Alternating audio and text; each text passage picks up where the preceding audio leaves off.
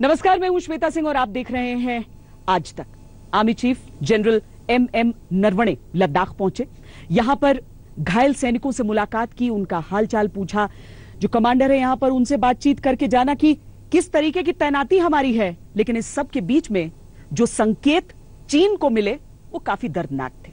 अव्वल तो यह कि चीन लाइन ऑफ एक्चुअल कंट्रोल पर एक्चुअल परिस्थिति को जानता है, भारत की सच्ची शक्ति को जानता है और सच्चाई को जानता है।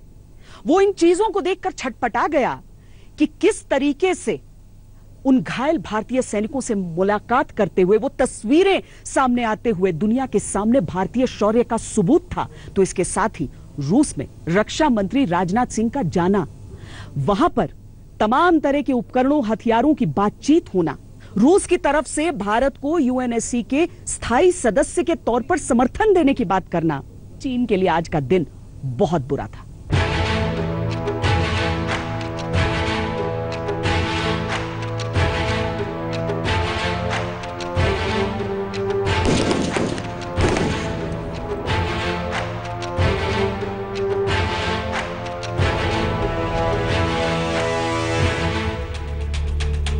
लेह में सरपट दौड़ता आर्मी चीफ जनरल नरवणे का काफिला खबर वहां तक भी पहुंची है। जानते हैं ना कहां तक? बीजिंग तक। खबर ने खलबली भी मचाई है।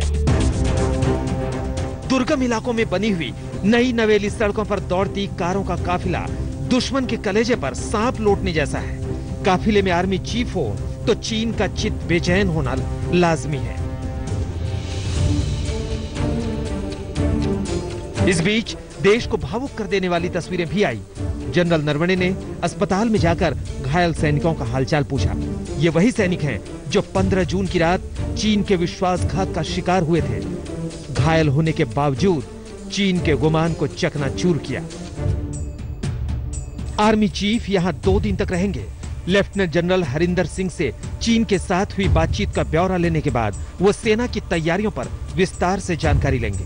वो सेना के अधिकारियों को व्यक्तिगत तौर पर बताएंगे कि भारत ने एलएसी पर होने वाली किसी भी झड़प के लिए अपनी नीति बदल दी है। आगे हथियार उठाने की जरूरत पड़े तो सेना बेफिक्र होकर उठाए और चीन को करारा जवाब दे। सोमवार को मोल्डो में चीनी सेना के साथ मैराथन बैठक के बाद सेना प्रमुख जनरल नरवणे का लेह दौरा कई मायनों में अहम है। जनरल नरवणे लेह में सेना के आला अधिकारियों के साथ चीन के साथ आगे की रणनीति पर चर्चा करेंगे। इस बीच चीनी सेना का रुख नरम हुआ है और वो लद्दाख के कुछ इलाकों में डिसएंगेजमेंट की बात कर रहा है। लेकिन भारतीय सेना चाहती है कि चीनी सेना पूरी तरह से पीछे हटे। इस बीच सेना ने अपनी तैयारियों को और चाक चौबंद करना शुरू कर दिया है। इस बीच पूरे एलएसी पर इजराइल से आए ड्रोन से निगरानी रखी जा रही है। इस ड्रोन के पास लंबे समय तक हवा में बने रहने की क्षमता है, जिससे वो दुश्मन की हर गतिविधि को कैमरे में कैद करता है। इसके साथ ही भारत ने अमेरिका से तत्काल M777 होवित्जर गन मंगाने का फैसला किया है। इसके लिए जरूरी रकम का आवंटन इमरजेंसी फाइनेंशियल पावर का इस्तेमाल करते हुए किया जाएगा।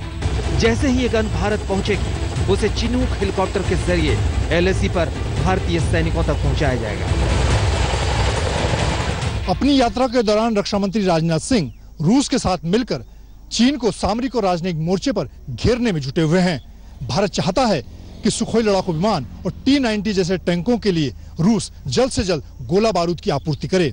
इसके साथ ही भारतीय सेना आपातकालीन खरीद के तहत अमेरिका से M777 होवित्जर तोप का अचूक निशाना लगाने वाला गोला बारूद खरीदने जा रही है। ये दिखाता है कि भारत सामरिक और राजनयिक मोर्चे पर चीन को कोई मौका नहीं देना चाहता। तैयारी बता रही है कि भारत चीन से एक और धोखा खाने को तैयार नहीं है। बातचीत अपनी जगह है, लेकिन अपनी तैयारी अपनी जगह। इस बीच चीन से जो बातचीत हुई है उसका भी ब्यौरा देते चलते हैं आपको। हाँ, एक बार फिर याद दिलाते चलें कि इस बार बातचीत चीन के आग्रह और अनुग्रह पर हुई है। चीन खुद बातचीत को बेचैन हुआ, तब जाकर भारत ने ये वार्ता की। भारत ने सीधे शब्दों में 5 सूत्रीय बातें चीन से कही हैं। पहला कि भारत ने एलएसी पर टकराव की स्थिति में गोली न चलाने की नीति को बदल दिया है। दूसरा, चीन को 5 मई के पहले वाली स्थिति में अपने सैनिकों को भेजना होगा। तीसरा, एलएसी के पास अपने क्षेत्र में सड़क निर्माण को नहीं रोकेगा भारत, ये काम चलता रहेगा। शांति बहाल रखना दोनों देशों की जिम्मेदारी है, इसे भारत अकेले नहीं निभाएगा। सीमा पर दोनों देश अपने सैनिकों का जमावड़ा हटाए। ये बातचीत सकारात्मक रही है। चीन इन सारे बिंदुओं पर राजी हुआ है। भारत फिर भी मुत्तमईन नहीं है, क्योंकि चीन की फितरत और आदत दोनों धोखा देने की रही है। थोड़ा सा चीन की इस चीज को विश्वास की कमी चूंकि उसके साथ रहती है। पिछली भी जो बैठक हुई थी कोर कमांडरों के बीच जब जून की शुरुआत में 6 जून को, तब भी चीन ने तैयारी कर ली थी इस बात की कि हाँ हम पीछे हटेंगे, लेकिन ये सिर्फ जुबान से कहा था, वो पीछे हटे नहीं थे। जिस जगह पर उन्होंने निर्माण किया था उन पोस्ट को हटाया नहीं था उन्होंने, और इसीलिए 15 तारीख की वो जो घटना थी वो उसको अंजाम दिया गया था। इसीलिए भारत इस बार बातचीत कर के तब तक बातचीत करेगा जब तक चीन जो कह रहा है वो कर भी ना ले। इसीलिए उसे टाइम फ्रेम पूछा जा रहा है, कब तक हटेंगे, ये नहीं कि हटेंगे, कब तक हटेंगे ये चीन को कमिट करना पड़ेगा। बहरहाल हमने एक दिन अपने कार्यक्रम में आपके सामने पूरे तथ्यों के साथ बताया था कि झुकता है चीन, झुकाने वाला चाहिए। झुक रहा है चीन, या यूं कहें कि झुक गया है चीन, लेकिन सावधानी तो बरतनी ही होगी। कोर कमांडर लेवल पर इस स्टैंड ऑफ को लेकर बातचीत हुई। हिंदुस्तान के कोर कमांडर लेफ्टिनेंट हरिंदर और उनके चाइनीज काउंटर पार्ट जो वेस्टर्न तिब्बत के कमांडर हैं, ये बातचीत 11 घंटे चली। इस बातचीत के दौरान में हिंदुस्तान ने साफ तौर पे कहा है कि चाइना को पीछे हटना पड़ेगा उन जगहों पर जहां से वो अप्रैल में आया था। इस बीच भारत के रक्षा मंत्री सुपर एक्टिव हैं। आज उनकी रूस और चीन के रक्षा मंत्रियों से वर्चुअल त्रिपक्षीय बातचीत हुई। सामने सामने से चीन की भारी बेइज्जती हुई, क्योंकि रूस ने संयुक्त राष्ट्र सुरक्षा परिषद में भारत को स्थायी सदस्य बनाए जाने का समर्थन किया है। आज हमने संयुक्त राष्ट्र में संभावित बदलावों पर चर्चा की। भारत सुरक्षा परिषद का स्थायी सदस्य बनने का प्रबल दावेदार है। हम भारत की दावेदारी का समर्थन करते हैं। हमें भरोसा है कि भारत संयुक्त राष्ट्र सुरक्षा परिषद का अस्थायी सदस्य बनेगा। उधर रक्षा मंत्री की आज रूस में नई मुलाकातें हैं, जिसमें रूस के डिप्टी पीएम से मुलाकात भी शामिल है। हर मुलाकात के बाद इंडिया की बात बनेगी और चीन की बिगड़ेगी। चीन चाहता है कि रूस भारत को हथियारों की सप्लाई ना करे और ना ही आगे कोई सौदा करे, मगर उसे कोई घास डालने वाला नहीं। चीन की तिलमिलाहट बता रही है कि चोट दिल पर लगी है। लेह में श्वेता सिंह के साथ मनजीत नेगी, दिल्ली आज तक।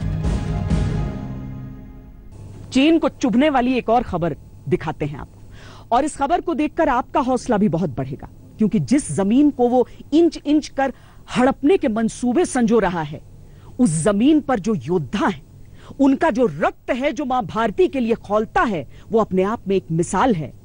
ऐसा ही एक गांव है लद्दाख में, जहां पर जितने घर नहीं हैं, उतने सैनिक इस समय भारतीय सेना में कार्यरत हैं।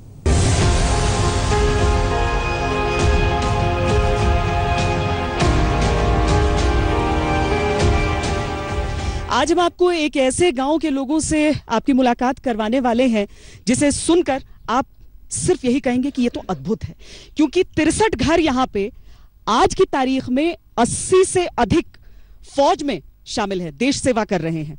और हर घर अगर हम देख लें तो 4-5 फौजी आपको हर घर में मिल जाएंगे। ये कैसा गांव हो सकता है, ये कैसा जज्बा हो सकता है, ये हम यहीं पे बातचीत करते हैं।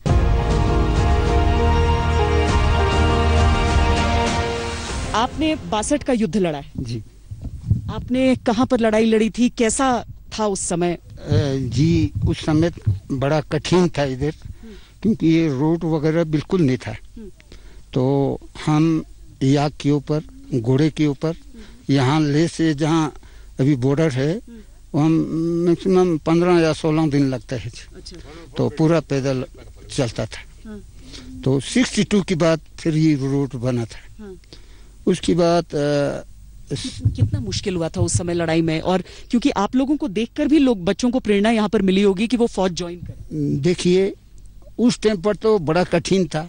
हर चीज का इतना उस टाइम इंडिया जो है इतना फॉरवर्ड नहीं था जो आजकल है। वो हथियार हमारे पास नहीं था उस टाइम। आपने सुना होगा 3 एक रेफल होता था पर आदमी, वो सिंगल गोली चलता है, एक बार में एक गोली, फिर उसको बार बार काक करना पड़ता है। तो उस लिहाज से जो उस टाइम फौजी था उन्होंने बहुत बहादुरी किया है। नहीं तो ये उम्मीद था हमें कि कहीं लद्दाख को भी कब्जा ना कर दे जैसे तिब्बत की तरह। तो उस टाइम पूरा बहादुरी का काम किया उन्होंने, तो काफ़ी शहीद हो गया था। तो इस गांव से भी शहीद हुए थे 62 के युद्ध में? जी हाँ, जी हाँ। एक तो ये इनका था भांजा, और उसका 2 भाई था, दोनों वहाँ शहीद हो गया। एक था इधर नीचे। तो अभी मैं पूरा सिलसिला, पूरा एरिया बताएंगे आपको कि कहाँ कहाँ क्या हुआ ये वाक़या। जैसा आपने सुना होगा, अभी बड़ा चर्चा करता है ये गलवान नाले का। मेरे ख्याल में अभी इतना मुश्किल नहीं है वो गलवान नाला, उस टाइम तो इतना नहीं था। ये 62 की बात थोड़ा सा मेरे ख्याल उन्होंने घुसपैठ की है। तो ये मैं अभी बता दूं, ये 3 चीज़ें हैं, बहुत इम्पोर्टेंट जगह है। गलवान नाला, चरसे जो पंगोंग झील की परली तरफ आता है, एक चुमुर। इनका चीन का ये मकसद है कि चुमुर से वो निकालेगा, उसका मकसद है कि हमारा हिमाचल की रोड को सप्लाई बंद करेगा, कटअप। ये कोशिश कर रहा है। पर आज तो हम लोग उनसे जीत सकते हैं, आपको लगता है हम इतना? जी हाँ, अभी तो बहुत कुछ है। वो 62 का इंडिया नहीं रहा जी। आपने कौन कौन से युद्ध में लड़ाई? मैं 71 में। 71 में? हाँ जी। किस सेक्टर में लड़े थे? मैं हम तुर्तुक सेक्टर में। तुर्तुक में? हाँ। आपके बेटे भी फौज में? मेरे 2 बेटा है। हाँ। मैं भी फौज में था, मेरा 2 बेटा लाखोट में है इस वक्त। अच्छा। हाँ जी, यहाँ 63 घर है। 63 घर में से पूरा मैक्सिमम, किसी के घर में 5 है, किसी में 4 है। 5 तो मैक्सिमम ही है हमारा घर इस गाँव में। इस घर में इतना छोटा सा गांव में इतना फिर हम हर चीज, हम तो हिंदुस्तान का कहते हैं, हम हर चीज को अहम रखते हैं कि मेरा जो लड़का होगा फौजी बनेगा। सबका ये सपना होता है। सबका ये सपना होता है। हमारा हर घर में यही सपना होता है कि हमारा बेटा बनेगा, फौज बनेगा, या वो अफसर बनेगा, या कुछ भी बनेगा, देश सेवादार बनेगा, देश की सेवा करेगा।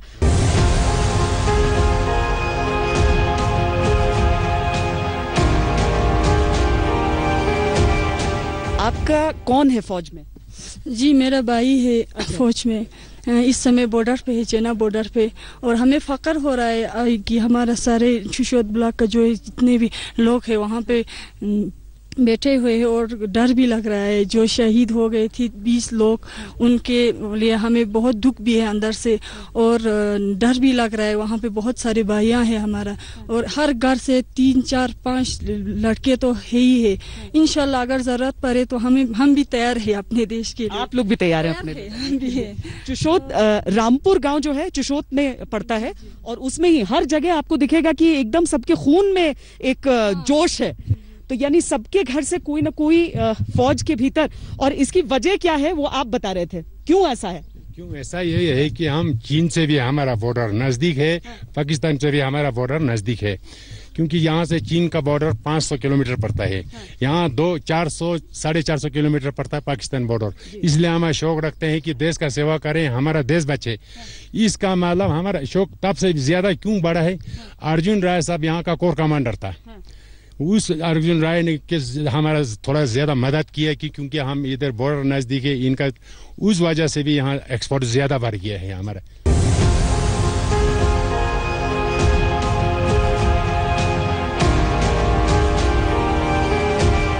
ने बताया आपके दादाजी शहीद हुए इसमें?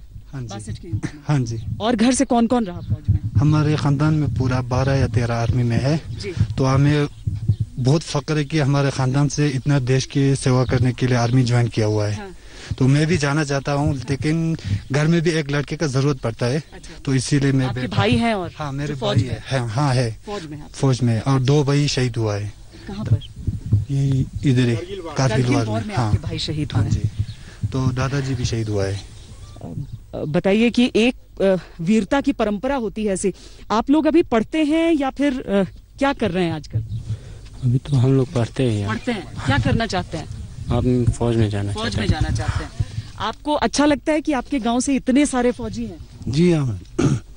तो आप लोग हमेशा क्या फिटनेस और ये सब देखते रहते हैं कैसे हम फौज में पहुंच जाएं? हाँ मैम, यही हम तो उम्मीद करते हैं कि फौज में जाने। घर से हैं और लोग फौज में? हाँ है। अच्छा, आप बताइए आपकी भी? हाँ बिल्कुल। घर से हैं लोग? हाँ सर। आप बताएं, आपके घर से कौन है? मेरा बस एक भाई है, बड़ा भाई। अच्छा, वो फौज में है जी। सर्व कर रहे हैं। कैसा लगता है आप लोगों को, कैसा गर्व होता है? बिल्कुल फकीर, मतलब थोड़ा हम लोग ऐसे मतलब खुश होता है यही है मैम जी। मतलब अच्छा जी। ये बताइए कि ऐसा क्या है, आप भी बताएं कि आपके यहाँ से जी हमारा 3 भाई है वो फौजी में मैम। 3 भाई आपके फौज में, तो ऐसा क्या है, आप लोग बहुत शक्तिशाली होते हैं इस गांव में, सब बहुत ताकतवर होते हैं कि इंडियन आर्मी में सबको? ऐसा ना मैम जी, हम यहाँ का जो लोग है जो पहाड़ी लोग बोला जाता है, तो हमें सांस फूलना ऐसे कुछ भी नहीं होता है। तो हमें सर्दी में भी बैठ सकता है, हम गर्मी भी सह सकते हैं। तो इसीलिए ना ज्यादातर आदमी इसीलिए जॉइन होता है कि यहाँ का आदमी जो है तो लोकल यहाँ का डिश चलता है, तो इसीलिए यहाँ पे रहने की यहाँ पे आदत पड़ता है इसीलिए। हाँ, लेकिन उसके लिए आपको जज्बा भी बहुत चाहिए होता है कि आप में ताकत है, आप में शक्ति है, लेकिन आप साथ में सोचते हैं कि आप देश के लिए भी कुछ करें। और ये अगर परंपरा आपको यहाँ पर नजर आ रही है, मुझे लगता है कि समूचे देश के लिए ये मिसाल है। लद्दाख के भीतर एक ऐसा गांव जहां पर हर घर से एक नहीं कई फौजी निकलते हैं और कई पीढ़ियों से निकल रहे हैं। बाकिर चौर, कैमरा पर्सन सैयद मोहसिन के साथ श्वेता सिंह, लद्दाख आज तक। हमारी इस खास पेशकश में इतना ही। देश और दुनिया की बात। नमस्कार, मैं हूं अंजना ओम कश्यप। हमें उम्मीद है ये वीडियो आपको पसंद आया होगा। लेटेस्ट खबरों के लिए यूं ही देखते रहिए आज तक, और इस वीडियो के पसंद आने पर लाइक, शेयर एंड सब्सक्राइब करना ना भूलें।